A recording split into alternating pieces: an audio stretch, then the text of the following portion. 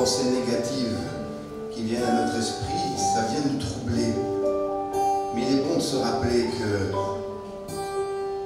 nous avons été sauvés, pardonnés, nous avons été rachetés. Amen. Et nous sommes les enfants du roi des rois. Et ça, c'est vraiment beau. Le Seigneur tient toutes choses entre ses mains. Il est toujours à nos côtés. Il nous l'a promis. Et nous voulons apprendre à lui faire confiance. La Bible dit, les bontés de l'Éternel ne sont pas épuisées, ses compassions ne sont pas à leur terme, elles se renouvellent chaque matin. Oh, que ta fidélité est grande. L'Éternel est mon partage, dit mon âme. C'est pourquoi je veux espérer en lui. L'Éternel a de la bonté pour qui espère en lui, pour l'âme qui le cherche. Amen. Alors chantons ensemble. Car du lever du soleil jusqu'à son coucher, non, les bontés du Seigneur ne sont pas épuisées. Elles sont pour toi, encore aujourd'hui. Elles se renouvellent chaque matin. Amen. Car du lever du soleil jusqu'à son coucher, dans les bontés du Seigneur ne sont pas épuisées. Non, non, non, elles se renouvellent chaque matin. Les bontés du Seigneur n'ont pas de fin. Car du lever du soleil jusqu'à son coucher, bonté du Seigneur, ne sont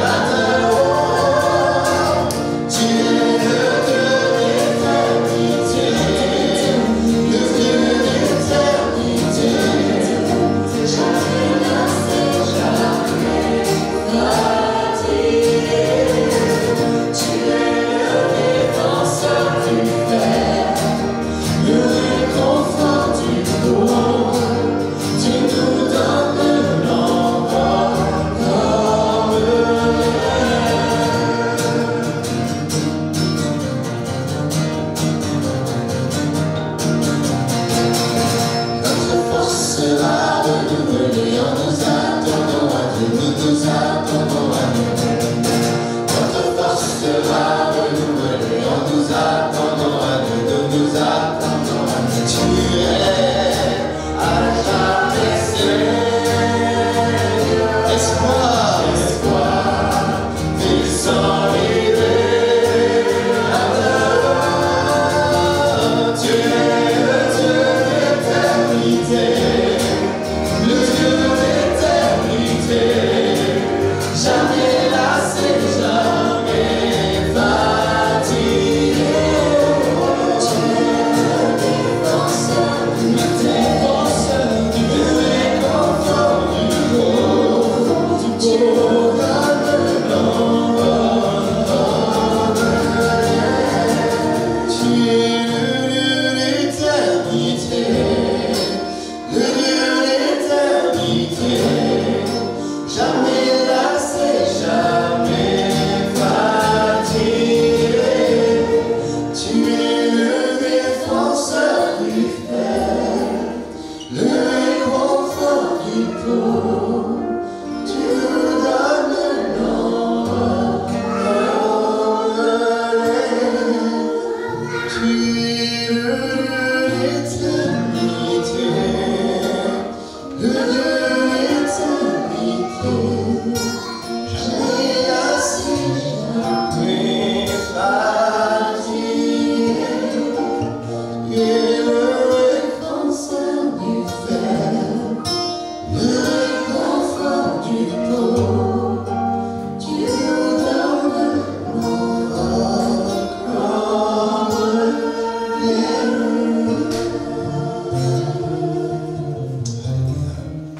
Quand je suis faible, c'est alors que je suis fort. Quand l'apôtre Paul était au bout de lui-même, Christ fut son seul recours.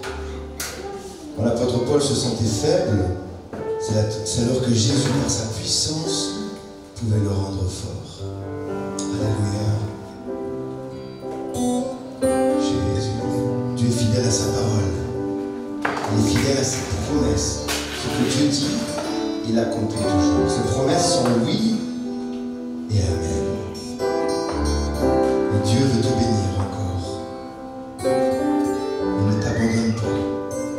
La Bible dit que sa faveur n'est pas sur une saison, mais pour une vie entière. Et nous voulons rappeler à Dieu ses promesses. Nous ne voulons pas venir devant le Seigneur avec des plaintes, des gémissements. Il peut arriver des fois, nous sommes dans un état tel que c'est comme ça, mais je veux venir devant le Seigneur avec ses promesses. Et je lui rappelle ses promesses et je mets ma foi en action. J'aimerais chanter ce chant avec vous. Dieu te bénit, il te garde, il rayonne sur toi, il t'accorde sa faveur. Jésus.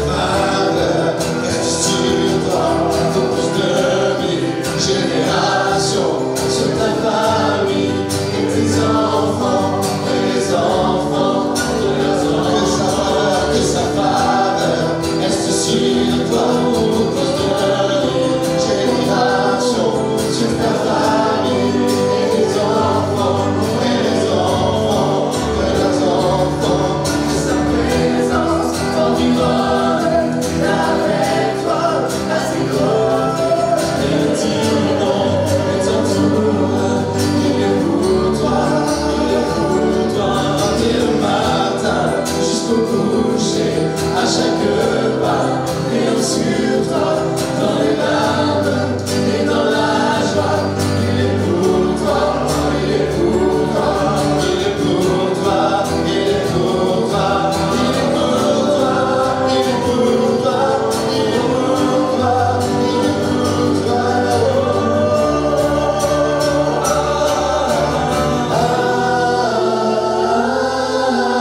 Amen.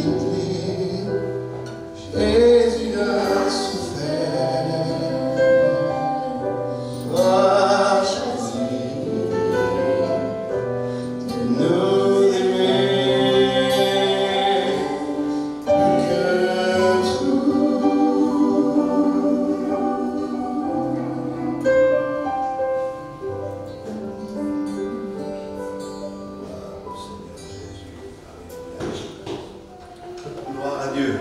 Voilà. J'ai choisi de vous parler ce matin de la véritable foi selon ce qu'enseigne l'épître de Jacques. On va lire ensemble dans Jacques au chapitre 2 et nous lirons à partir du verset 14. Ce que nous devons retenir ce matin, c'est que la foi, ce n'est pas seulement quelque chose que vous confessez. La foi, ce n'est pas quelque chose seulement que vous ressentez. Ce n'est pas quelque chose que vous pensez. C'est plus que quelque chose que vous croyez. La foi, c'est aussi quelque chose que vous faites. Et c'est cette foi-là qui est la véritable foi. Nous lisons donc dans Jacques au chapitre 2, le verset 14. « Mes frères, que sert-il à quelqu'un de dire qu'il a la foi s'il n'a pas les œuvres? La foi peut-elle le sauver? Si un frère ou une sœur sont nus et manquent de la nourriture de chaque jour, et que l'un d'entre vous leur dise « Allez en paix, chauffez-vous et vous rassasiez », et que vous ne leur donniez pas ce qui est nécessaire au corps, à quoi cela sert-il? Il en est ainsi de la foi. Si elle n'a pas les œuvres, elle est morte en elle-même. Mais quelqu'un dira, toi, tu as la foi, et moi, j'ai les œuvres. Montre-moi ta foi sans les œuvres, et moi je te montrerai la foi par mes œuvres. Tu crois qu'il n'y a qu'un seul Dieu, tu fais bien. Les démons le croient aussi, et ils tremblent. Veux-tu savoir, ô homme vain, que la foi sans les œuvres est inutile? Abraham, notre père, ne fut-il pas justifié par les œuvres lorsqu'il offrit son fils Isaac sur l'autel? Tu vois que la foi agissait avec ses œuvres, et que par les œuvres la foi fut rendue parfaite. Ainsi s'accomplit ce que dit l'Écriture, Abraham crut à Dieu, et cela lui fut imputé à justice. Et il fut appelé ami de Dieu. Vous voyez que l'homme est justifié par les œuvres et non par la foi seulement. Rahab, la prostituée, ne fut-elle pas également justifiée par les œuvres lorsqu'elle reçut les messagers et qu'elle les fit partir par un autre chemin? Comme le corps sans âme est mort, de même la foi sans les œuvres est morte. Amen. Voilà donc un texte qui nous donne quand même matière à réfléchir. Nous avons dans ce texte beaucoup de choses intéressantes. Nous sommes attirés par ce qui est authentique. Nous aimons ce qui est authentique. Par exemple, si un marchand met le mot vrai avant le produit qu'il vend, ça attire automatiquement notre attention. Par exemple, vous allez sur le marché et vous voyez vrai cuir. Le cuir, c'est le cuir, mais si le mot vrai est donné avant, alors automatiquement on se dit, oh, vrai cuir. C'est vrai qu'on s'est souvent fait avoir en achetant, par exemple, des ceintures en cuir qui se sont décomposées quelques semaines après. Il y a le vrai et il y a le faux. Je crois que c'est intéressant de le dire, mais dans le domaine de la vie spirituelle, nous devons être attirés par ce qui est authentique et ne pas nous contenter de quelque chose qui ressemble au vrai, mais n'est pas vrai. Est-ce que vous êtes un vrai chrétien? Ne répondez pas. Attendez la suite. Parce que beaucoup disent qu'ils sont de vrais chrétiens, mais ce n'est pas souvent le cas. Que dit Jacques sur la façon d'avoir la vraie foi? Beaucoup de gens aujourd'hui pensent être chrétiens et ne le sont pas vraiment. Ici, Jacques parle de la différence entre le vrai et le faux croyant, le vrai et le faux chrétien. Le croyant authentique est celui qui se dit croyant, mais qui n'est pas un croyant authentique. Et c'est un des passages qui a été et qui est encore le plus mal compris dans le livre de Jacques. Beaucoup ne comprennent pas ou comprennent mal ce texte, et beaucoup l'ont utilisé dans la religion. Ce texte qui nous explique que la foi, c'est pas suffisant, il faut la foi et les œuvres.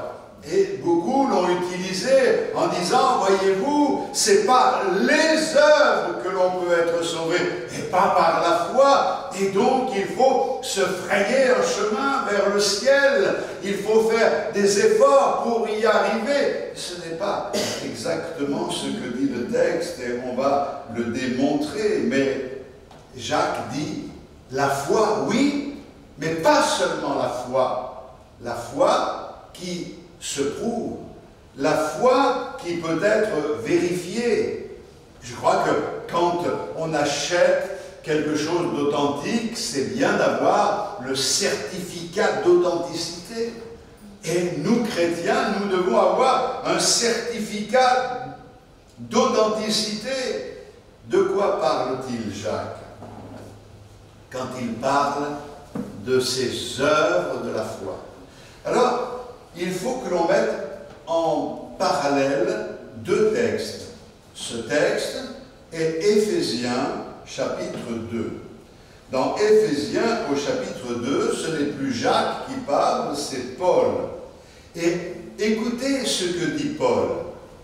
Car, verset 8, Éphésiens 2, 8, car c'est par la grâce que vous êtes sauvés, par le moyen de la foi.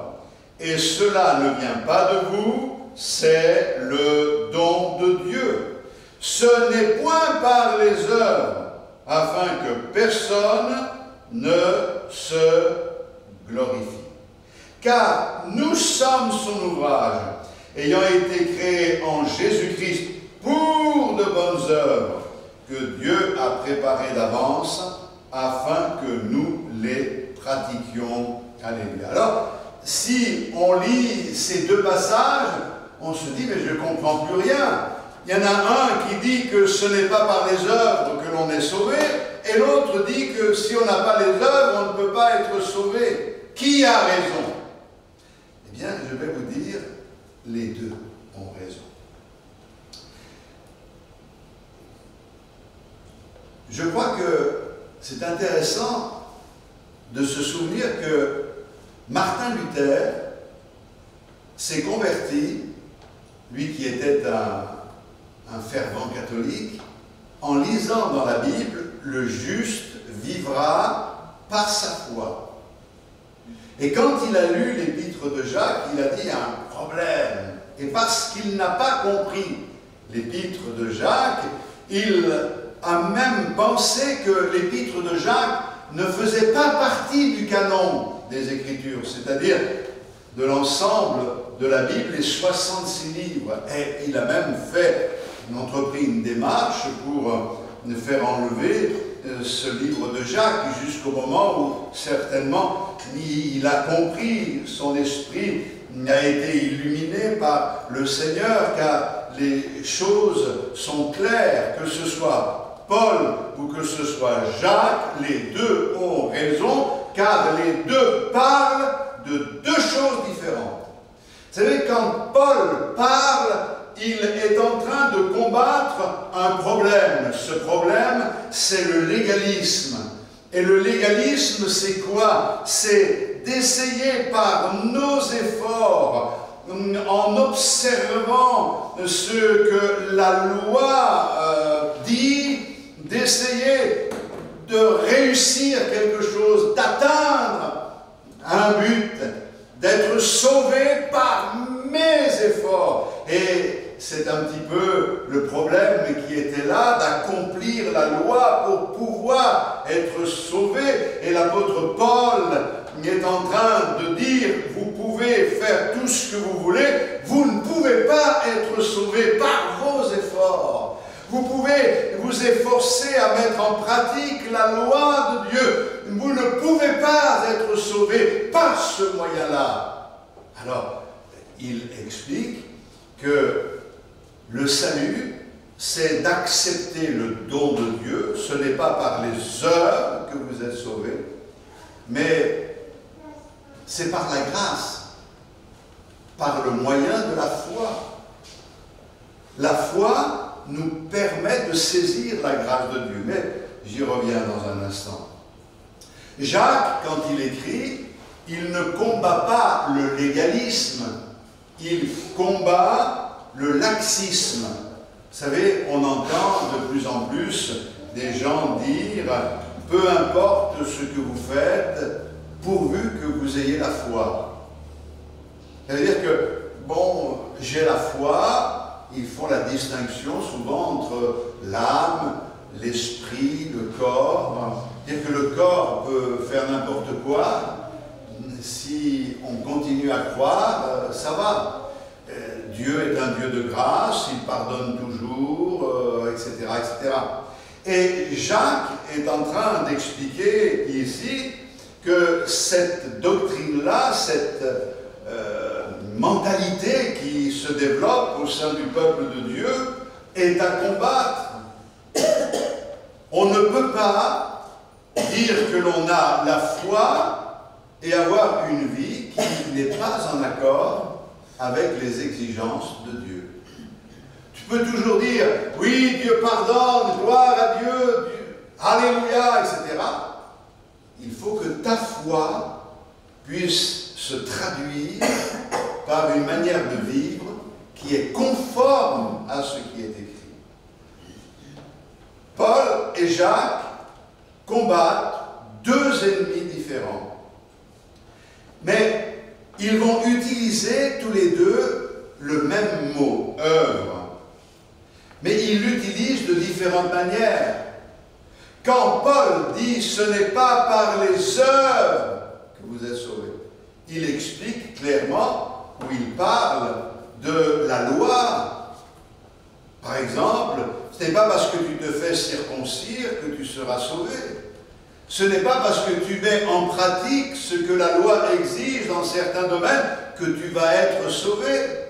Ce n'est pas parce qu'il y a dans ta vie une manière de te comporter qui est conforme avec les exigences de la loi que tu peux être sauvé. Donc, Paul va utiliser le mot œuvre pour parler justement de ces pratiques qui seraient méritoires. Je le fais et au bout du compte, j'aurai le salut. Jacques, lui, utilise le même mot œuvre, mais quand Jacques parle des œuvres, il parle du style de vie du chrétien. Il parle des actes d'amour. C'est quelque chose de totalement différent. Il explique que quelqu'un qui est dans la foi, eh bien, va révéler qu'il a la foi par un comportement, par une vie qui est conforme à ce que Dieu attend. Mais ce n'est pas les efforts qu'il fait qui sont des œuvres pour être sauvé, c'est la conséquence de la grâce qu'il a reçue qui lui permet maintenant d'être une nouvelle création et de vivre d'une manière différente, en nouveauté de vie. Le chrétien, quand il se convertit, va faire bien sûr des efforts dans certains domaines de sa vie, mais le changement qui est opéré dans sa vie est un miracle. Par exemple, je ne pouvais plus supporter la lecture de la Bible. Avant de me convertir, on m'avait demandé de lire la Bible, puisque je la lisais depuis que j'étais enfant, et je ne pouvais plus. Jamais j'aurais pris du temps pour lire la Bible, pour méditer, jamais. Mais je me suis converti. Il n'y a pas eu besoin de faire des efforts. Automatiquement, cette soif qui est née dans mon cœur m'a amené à la lecture de la parole de Dieu. Je ne pouvais pas supporter d'aller dans une réunion. Quand je me suis converti, j'ai eu ce désir d'y aller, de partager la communion fraternelle. C'est pas quelque chose que l'on m'imposait. On n'était pas là en train de me dire, allez, va à la réunion, va à la réunion. Non, mais c'était spontané, c'était quelque chose qui, dans mon cœur, était normal, naturel. C'était la conséquence de l'œuvre que le Seigneur avait accomplie dans ma vie. Vous voyez la différence, elle est là. Et nous devons ce matin le comprendre, et ce n'est pas simplement une question de lecture de Bible ou d'aller dans une réunion. L'important, c'est d'essayer de réaliser que quand le salut fait son œuvre dans une vie, la vie change. Et ce n'est pas seulement au début de la conversion, et ça se poursuit avec les années. Si des années après, je n'ai plus envie d'y aller, si je n'ai plus envie de plaire à Dieu, si je m'installe dans la tricherie, dans le mensonge, dans le désordre, dans le péché, dans l'iniquité, si je me laisse dominer par le mal, alors il y a un problème qui doit m'alerter, quelque chose qui doit réveiller ma conscience et me montrer qu'il y a un décalage entre ce que Dieu dit et ce que je vis. L'apôtre Paul va se concentrer sur la racine du salut, sur ce qui se passe en nous. Ce n'est pas par tes œuvres que tu es sauvé, mais c'est par la grâce, par le moyen de la foi. C'est le don de Dieu. C'est que tu reçois le don de Dieu. Tandis que Jacques va se concentrer sur le fruit du salut, à savoir que quand quelqu'un est sauvé, il y a quelque chose qui se passe à l'extérieur et ça se voit.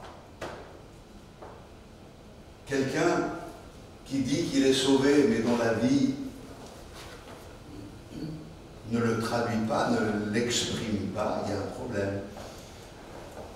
On devrait voir et savoir que nous sommes chrétiens à notre manière de vivre. Si les autres ne le voient pas, c'est qu'il y a certainement un problème. Et nous devons nous remettre en question. Paul parle de comment savoir que l'on est chrétien. C'est par la foi.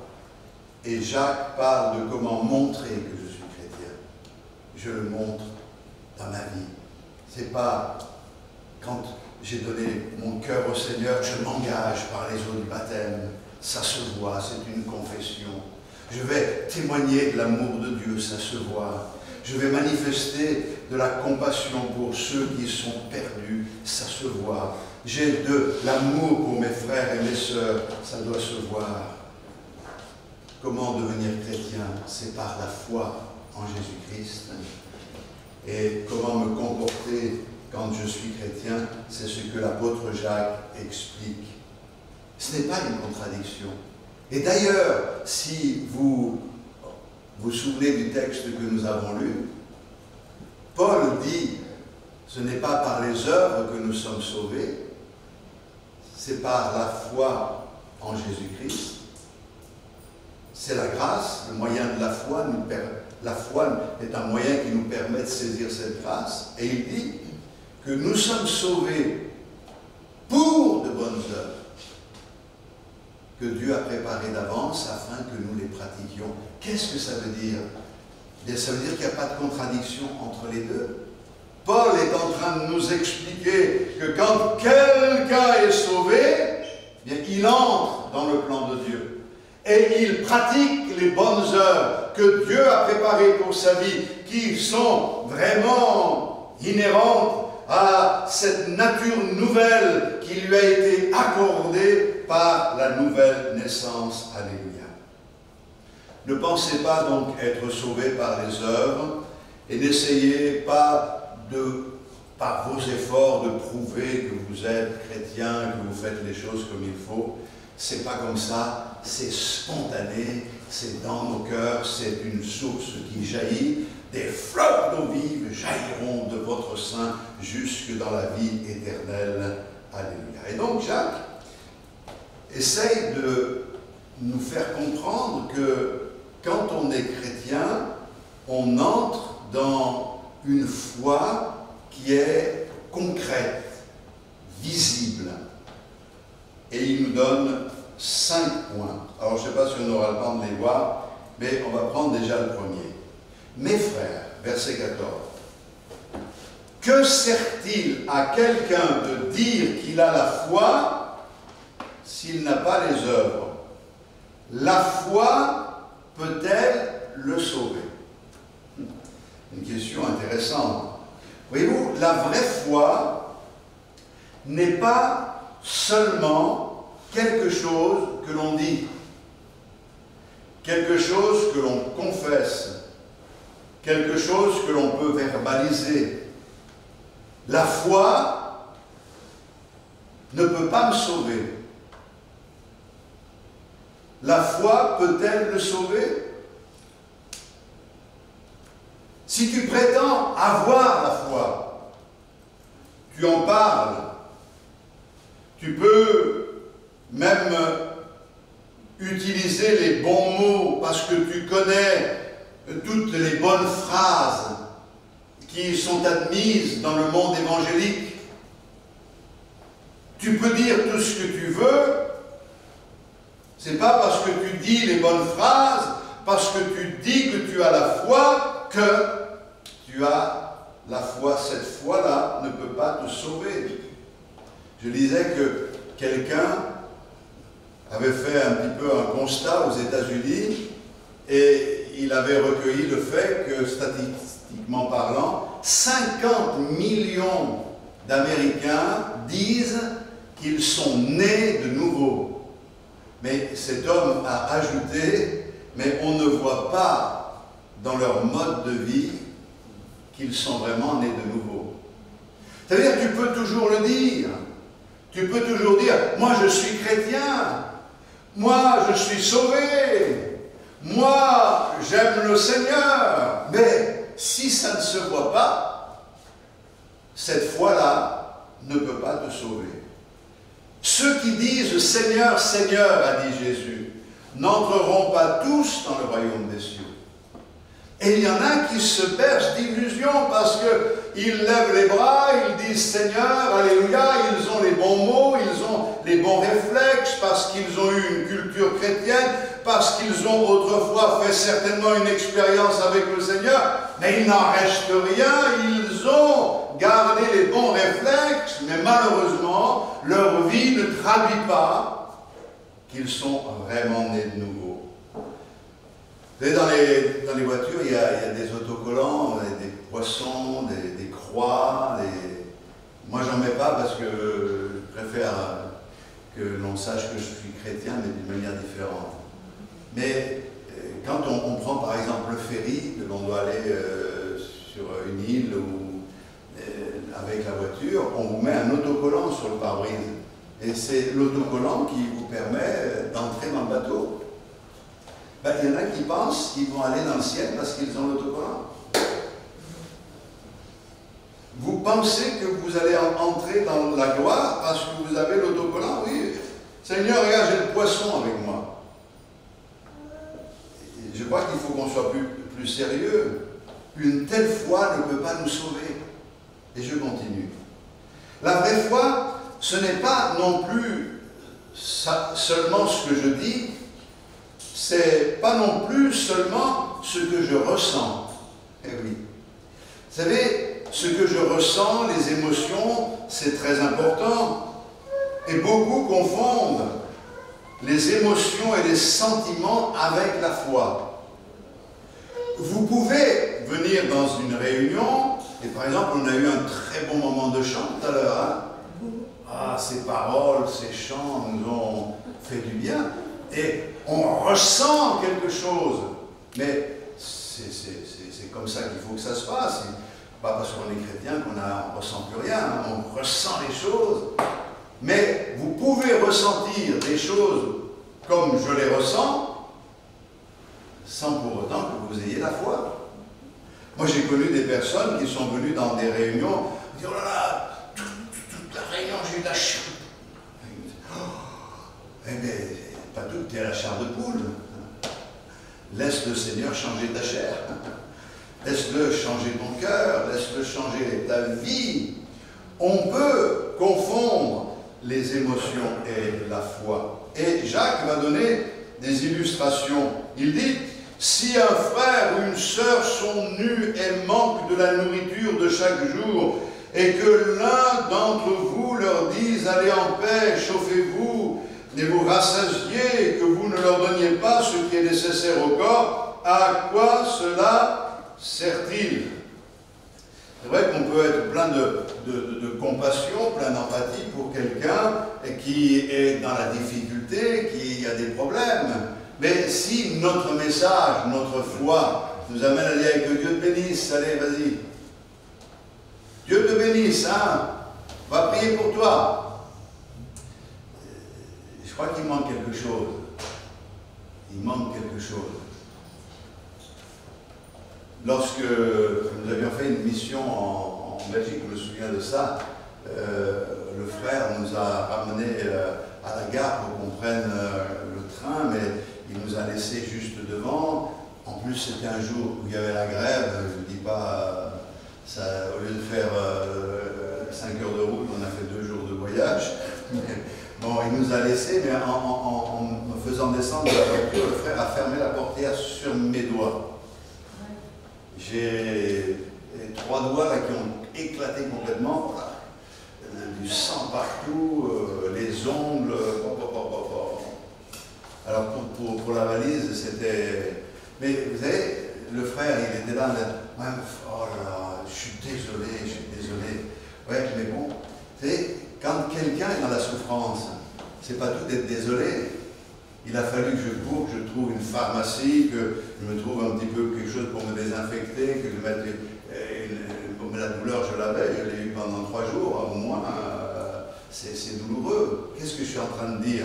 Et si quelqu'un est dans la souffrance, et qu'on lui dise, ah, j'ai une émotion pour toi, ça me fait quelque chose, ah, oh là là, tes doigts éclatés, ah, c'est une émotion, c'est terrible. Mais l'émotion que l'on a, c'est pas ça la vraie foi. La vraie foi, elle doit se traduire par quelque chose de concret. C'est d'essayer de mettre en œuvre quelque chose pour soulager la souffrance de l'autre. Si quelqu'un est affamé, on doit essayer de l'aider dans ce qui est un besoin. Et de quoi a-t-il faim? C'est important que notre foi devienne pratique. On ne peut pas dire, j'ai la foi, Dieu vous bénisse. Il faut que l'on prenne à cœur la souffrance de ceux qui nous entourent. Bien sûr, on ne peut pas porter la souffrance du monde entier. Mais la foi, c'est plus que des sentiments. Et l'apôtre Jacques parle ici des chrétiens. Lorsque vous faites partie de la famille de Dieu, eh bien vous devez manifester des sentiments qui sont des sentiments d'une vraie famille. Alors, Jean est d'accord avec ce qu'il dit, et dans 1 Jean au chapitre 3 et le verset 17, il dit « Si quelqu'un possède les biens du monde, et que voyant son frère dans le besoin, il lui ferme ses entrailles, comment l'amour de Dieu demeure-t-il en lui ?» Petits enfants, n'aimons pas en parole et avec la langue, mais en action et avec vérité. Car là, nous connaîtrons que nous sommes de la vérité et nous rassurerons nos cœurs devant lui. Alléluia. Les gens peuvent-ils compter sur nous? Le verset 14 du même chapitre dit « Nous savons que nous sommes passés de la mort à la vie parce que nous aimons les frères. Celui qui n'aime pas demeure dans la mort. » Alléluia. Je crois que nous sommes bien meilleurs pour parler que pour agir. Et Jacques nous dit, la foi véritable, elle ne parle pas seulement, elle n'a pas seulement une émotion, elle agit.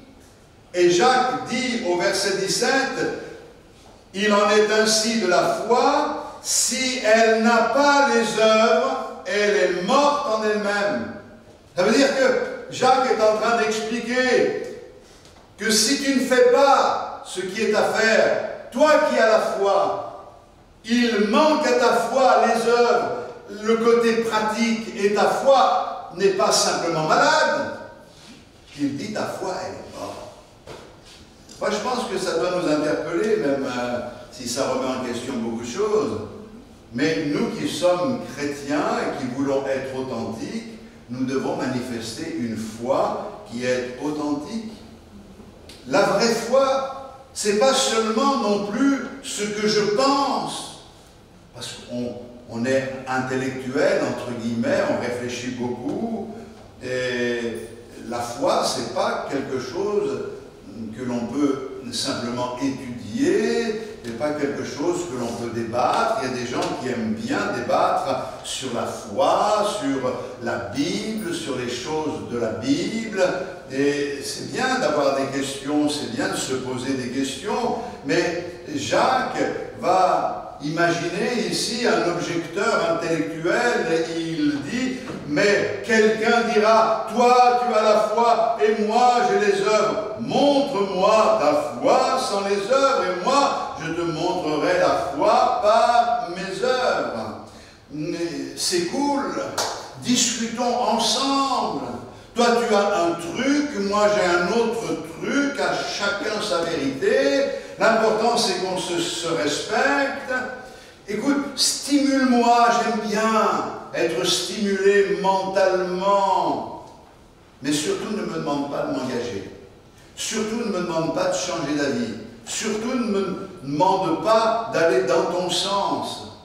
C'est la foi, c'est pas quelque chose qui reste au niveau de l'intellect.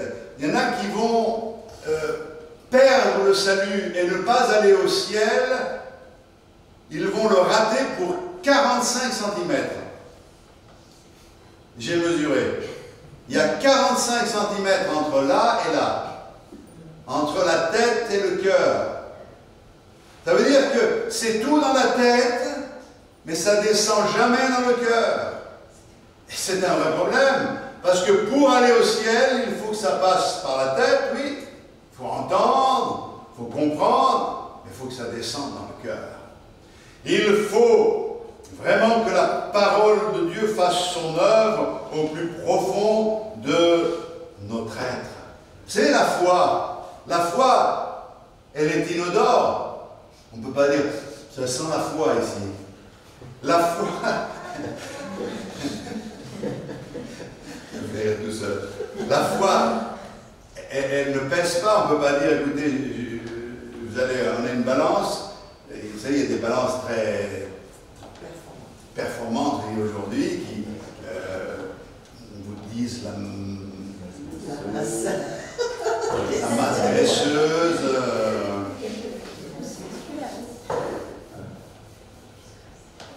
Il y en a un qui a décidé de ne plus se laver avec son shampoing, et puis il a vu que c'est pour avoir de l'ampleur, alors il a dit j'arrête avec ça. Mais il y a des balances qui vous disent la masse graisseuse, ceci, cela.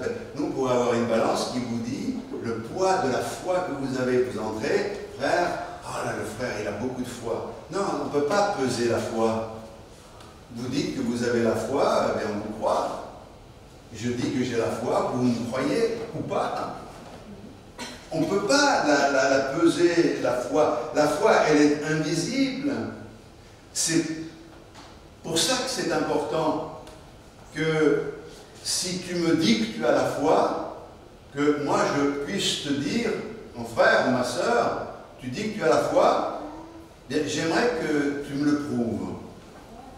Je veux avoir des preuves. C'est pour ça que dans la Bible, il est dit de mettre à l'épreuve ceux que l'on utilise. Pourquoi il fallait les mettre à l'épreuve? C'est parce qu'on ne pouvait pas se fier uniquement à ce qu'ils disaient. Vous savez, souvent, on s'est laissé berner par des gens qui avaient des belles paroles et qui nous ont expliqué des tas de choses de leur vie, qui avaient des propos incroyables. Moi, j'en ai connu un, entre autres, il n'y a pas très longtemps. Presque il me faisait pleurer tellement sa conversion était belle, et comme il avait connu la prison et que maintenant c'était quelqu'un de vraiment exceptionnel, jusqu'au moment où il a commencé à me demander de l'aider. Et moi, bien sûr, j'avais besoin de mettre en pratique la parole de Dieu. La foi, c'est pas simplement d'avoir un besoin, c'est de pouvoir aider, mais j'ai fait avec beaucoup de prudence pour me rendre compte, quelque temps après, très vite, que tout cela, c'était des paroles. Il faut que la foi véritable soit mise à l'épreuve. Est-ce que vous pensez que la foi, c'est important? Oui? Bon, allez, on va prendre les choses d'une autre manière. Parce que vous n'êtes pas convaincus. Je vais poser la question. Est-ce que votre santé, c'est important?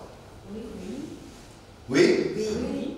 C'est vrai que la santé, c'est quelque chose de très important. Donc, vous me dites ce matin que votre santé est importante. Oui. Très bien. Alors moi, comme je ne sais pas si ce que vous me dites est la vraie vérité, je vais mettre à l'épreuve ce que vous me dites.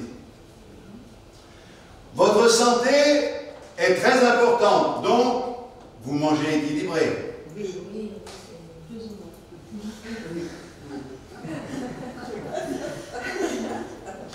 Votre santé est importante. Vous faites de l'exercice. Oui.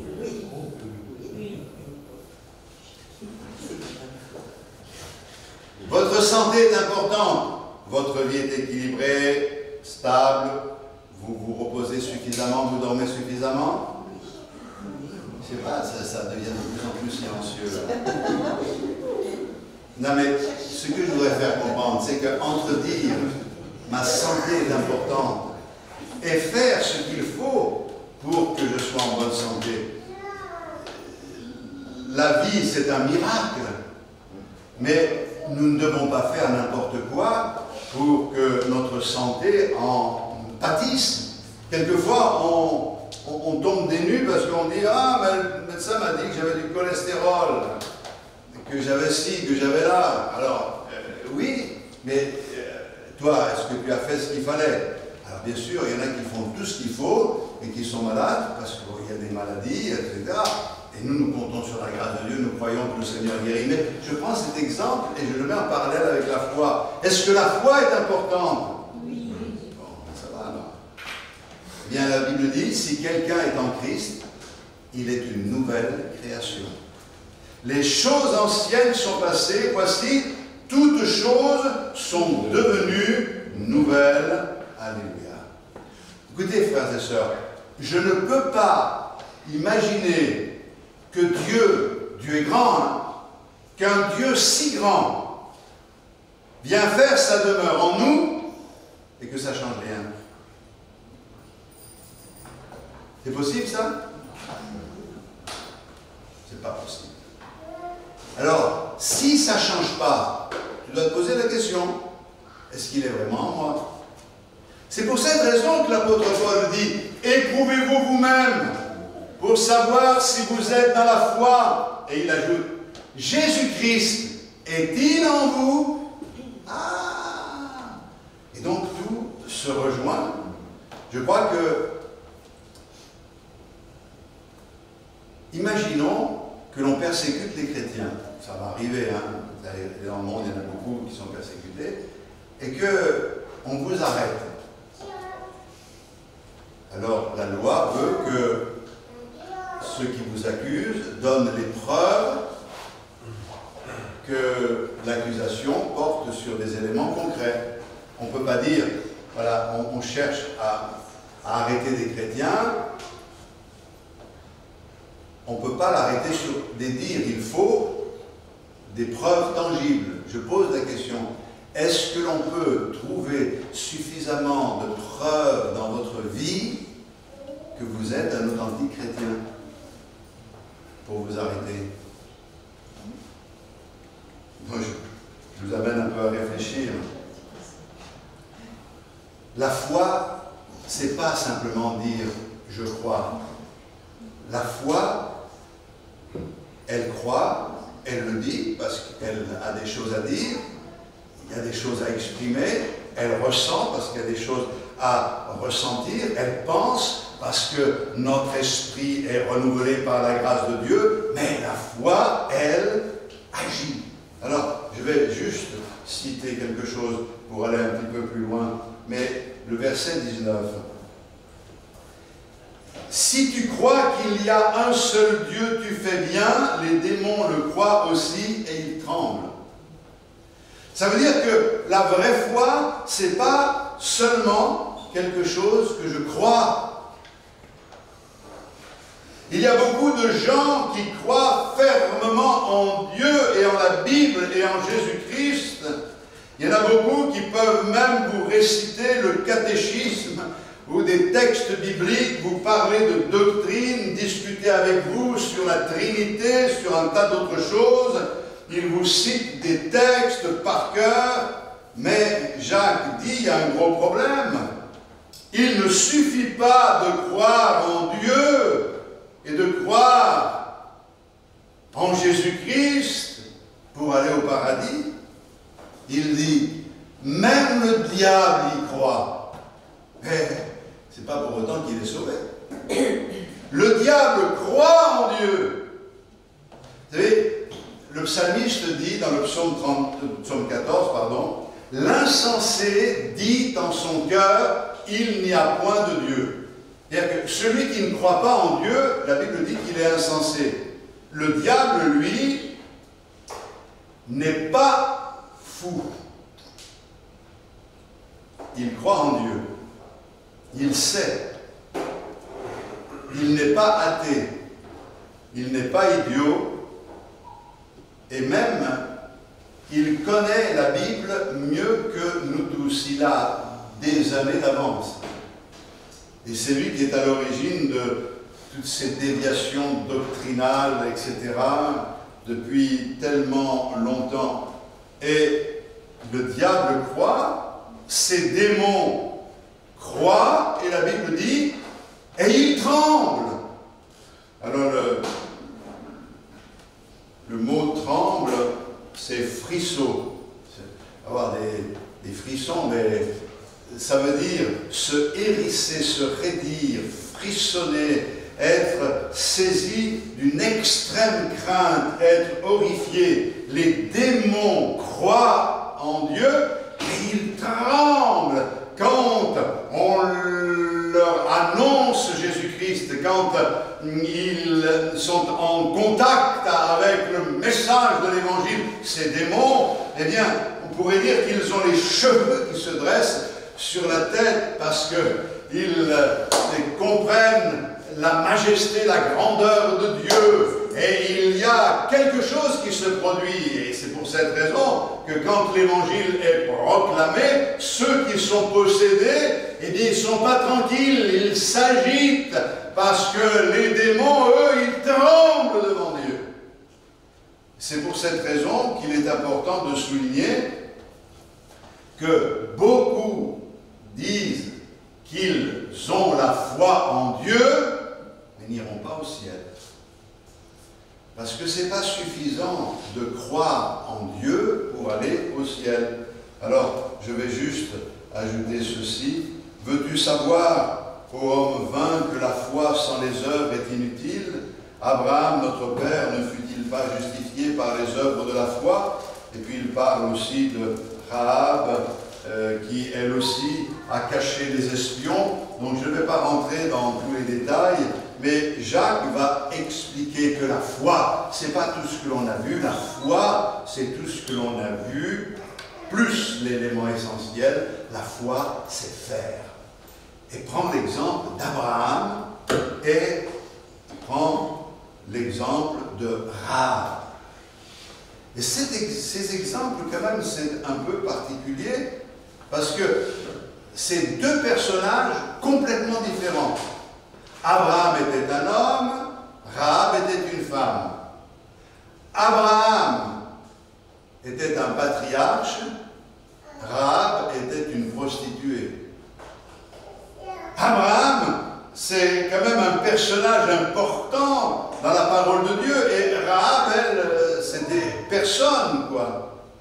Mais ce que l'on découvre en lisant ce texte, c'est que Jacques prend des extrêmes en nous montrant, peu importe qui tu es, peu importe la vie que tu as eue, à un moment donné, ces personnes ont fait preuve de la vraie foi, et cette foi, elle a été agréée parce qu'elle n'était pas simplement une pensée, une croyance, une idée, mais c'est traduit par quelque chose de concret. Et Abraham, Dieu lui demande de sacrifier son fils. Il est prêt à le faire parce qu'il croit que Dieu peut lui rendre par une sorte de résurrection. Et Dieu l'a empêché de le faire. Mais il a prouvé qu'il avait la foi. Et Rahab, cette prostituée, elle a cru dans le Dieu Tout-Puissant. Simplement, elle ne savait pas comment se sortir d'affaire. Elle a gardé, protégé les espions. Elle les a fait passer par une autre route. Elle a demandé simplement qu'elle et sa famille soient sauvés. Et ces hommes ont dit: tu n'as qu'à mettre un cordon cramoisi à ta fenêtre. Et on sait ce qui s'est passé quand la muraille de Jéricho s'est écroulée. Seul l'endroit où il y avait ce cordon rouge a été épargné. Elle et toute sa famille ont été sauvés. Qu'est-ce que ça veut dire? Eh bien, ça veut dire que la foi qui est une foi véritable, elle est pratique, elle se met en pratique. Et la foi, ce n'est pas simplement quelque chose que l'on pense, quelque chose que l'on croit, quelque chose que l'on dit, c'est quelque chose qui se vit. Si tu as la foi, bien ça doit se voir. Écoute, si tu as la foi, les autres qui t'entourent doivent voir que tu as la foi.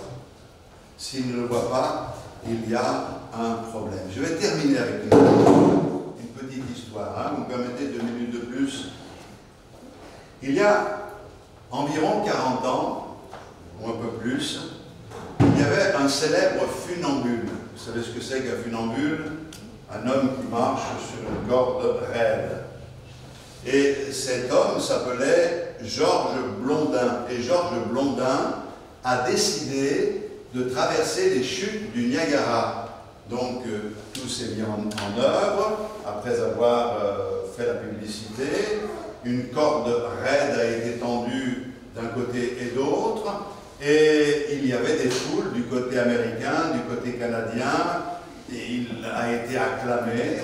Et cet homme s'était lancé à un moment donné. Il a mis son pied sur la corde, puis l'autre, et puis un pas après l'autre, centimètre par centimètre, ça a duré ce que ça a duré, mais il a traversé les chutes du Niagara et tout le monde l'a ovationné en disant que c'était un homme formidable, on n'a jamais douté, c'est formidable, etc. Et donc il a décidé de réitérer l'opération, donc il l'a fait une dizaine de fois.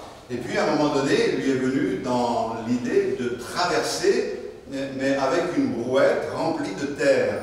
Et donc tout le monde était là pour cette occasion, et il a traversé en poussant une brouette remplie de terre. Donc bien sûr, il y avait une roue spéciale pour épouser la forme de la corde, et il s'était lancé, il a traversé. Et tout le monde l'a ovationné. Il a recommencé, je crois qu'il a fait 8, 9 ou 10 fois, je ne sais plus exactement, on lit ça, mais bon, on ne se souvient pas forcément de tous les détails. Et quand il est revenu de l'autre côté, après l'avoir fait plusieurs fois, il y en a un des touristes qui était là, qui lui dit: vous pourriez faire ça des milliers de fois, vous réussiriez toujours, vous êtes le plus fort. Alors c'est ce qu'il a fait. il a versé la terre de la brouette et il a dit à cet homme, puisque vous êtes aussi convaincu, montez dans la brouette. Là, cet homme n'était pas aussi chaud que... Parce que d'avoir la foi en disant, tu y arrives chaque fois, il n'y a pas de problème, vas-y, fonce. Mais quand ça m'engage, moi, c'est une autre affaire. Alors, je crois que c'est important de s'examiner soi-même et de savoir ce matin est-ce que nous avons la foi. La foi véritable. Moi, je crois que nous avons reçu de Dieu ce qui est nécessaire pour avoir une foi authentique, une foi véritable. C'est une foi qui nous libère du pouvoir du péché sous toutes les formes que ce soit. On peut être piégé à certains moments, mais on se sort des pièges.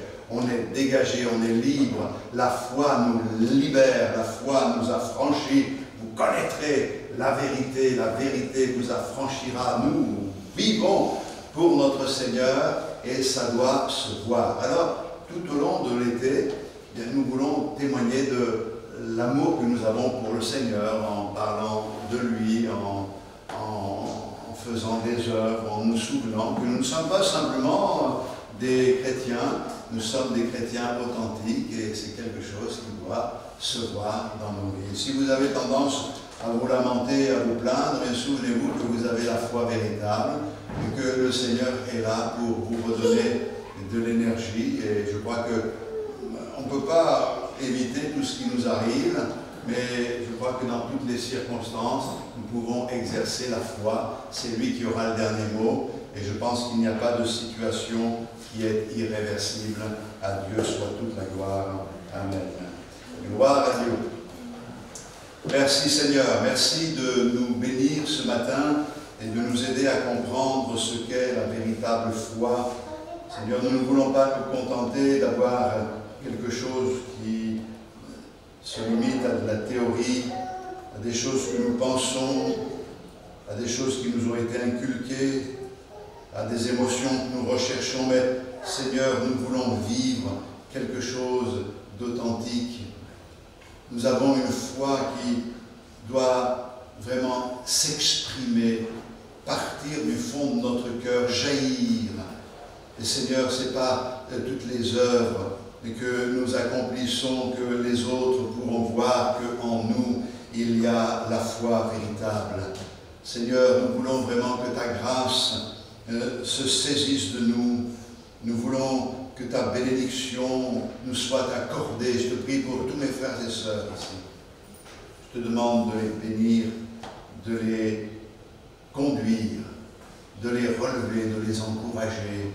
Et si quelqu'un est malade ce matin, accorde-lui la guérison dans le nom de Jésus-Christ. Si quelqu'un est fragilisé par une circonstance, une situation particulière, donne-lui ta force. Comme cela a été dit ce matin, c'est quand je suis faible que je suis fort. Gloire à toi, Seigneur, pour ton amour, pour ta bonté. Merci, Seigneur, pour ta fidélité. Nous voulons aussi te confier nos enfants, te demander de les préserver. Et comme nous l'avons chanté tout à l'heure, c'est pour nous, mais c'est aussi pour nos enfants, pour les enfants de nos enfants. Seigneur, nous voulons que ta bénédiction les accompagne, jour après jour. Et que ceux qui se sont éloignés reviennent à toi. Au nom de Jésus, notre Sauveur. Amen. Amen. Amen. Gloire à Dieu. Alléluia. Amen. Que Dieu soit béni. Amen. Allez, que Dieu vous accompagne, que Dieu vous accompagne. Au plaisir de vous revoir.